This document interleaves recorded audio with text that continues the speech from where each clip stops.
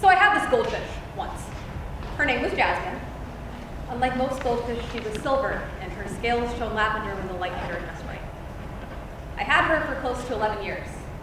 As a child, I would read books out loud next to her tank and stick my hands in the water to stroke her fins.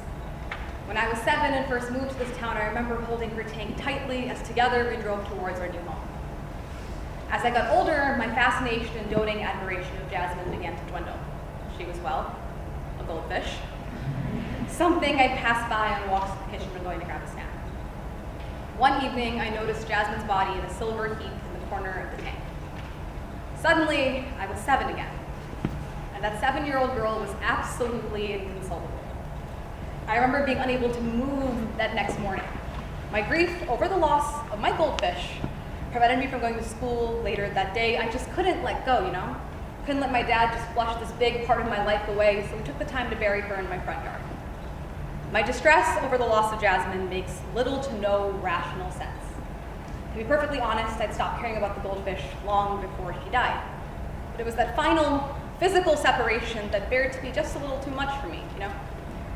Anticipating the separation a couple years earlier, I begged my father to put Jasmine on fish antibiotics, which is probably why she stuck around so long in the first place. The point being, sometimes it's easier to forcefully hold on to things despite knowing you've moved past them. I'm not good at goodbyes.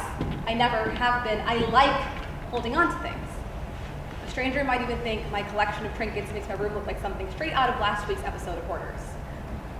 But I'm trying slowly to let it all go. I need to. Despite my sentimentality, I've always been this restless person. As a kid, I jumped from hobby to hobby, picking up on skills but never sticking with anything long enough to perfect it. My friend group would change yearly and expand quickly. My passions are obsessive and short term. I can't ever sit still. So I grounded myself to other people, their stories. It's my love of others that prevents me of letting go, putting myself first and just floating away. I built myself this lovely palace full of lovely people and learned to hold on tight. I've taught myself to love it. And yet sometimes still the walls feel really suffocating. I remain restless. I think a lot of us seniors feel that way right now, you know? The desire to be self-made despite coming from suburbia, the feeling of wanting to put the car and drive and just go anywhere and come back a better person. One the people you left behind can finally be proud of, that feeling of terror that comes with needing to say goodbye but just not being able to. So I've been writing these letters every weekend since the start of senior year to the people who made me who I am, who held my hand when I was scared, who helped me grow into this big persona I dreamt for myself, who taught me to bounce back, adapt, and change. Maybe I'll mail them, maybe I won't. I'm not really sure yet. But as of right now, I have 49 goodbyes stashed away in my bedroom. Each letter takes me back. From driving to get snow cones in 50-degree weather to eating pizza in the basement with my AP Bio study group. Skateboarding, badly, in Knock-Nose Park and singing too loud in the car as the convertible zoomed down Book Road. Family bonding nights and standing for hours in the rain. Walking the dogs with my cousin, getting ice cream on Tuesdays with the girls. Dance parties with my little sister and coveted alone time at half-price books. Speech tournaments and dress rehearsals and stolen moments in between. Raising my hand to share an English class. Biking past deer in the summer, helping an underclassman, late-night phone calls and car conversations, and running away from mice only to trip and leave a heart-shaped bloodstain on the stairs. That's the version of high school I'm choosing to remember. Sure, there were all-nighters and panic before a big test.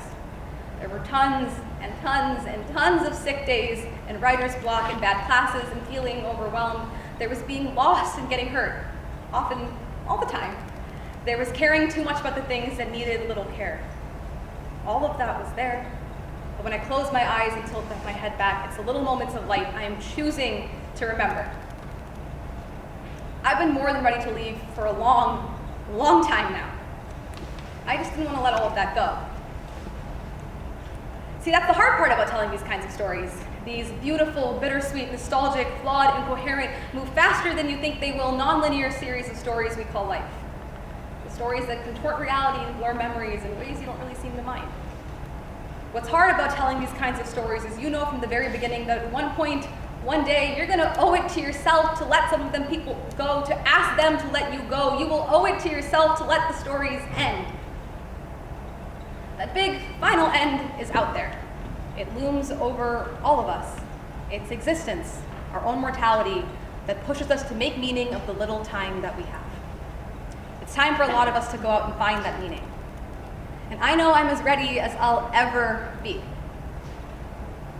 So I guess it's about time that I say it. I'm sorry. I still love you, but goodbye.